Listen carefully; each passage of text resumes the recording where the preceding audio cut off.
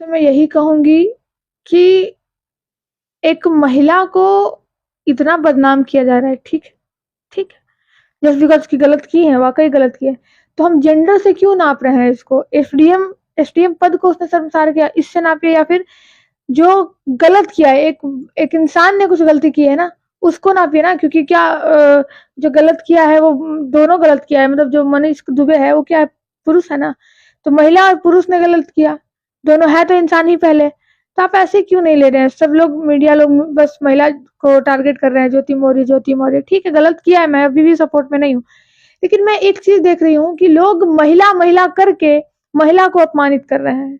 उनको वो ये क्यों भूल गए हैं कि महिला ही जो है वो पुरुष के साथ मिलकर ये समाज को बनाती है, इस दुनिया को बनाती है, अपना परिवार बनाती है।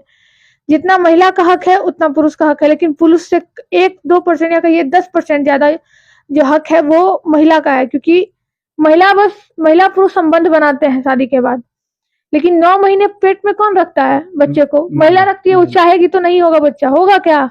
नहीं होगा। फिर आप महिला को क्यों टारगेट कर रहे हैं? सिर्फ महिला को टारगेट कर रहे हैं।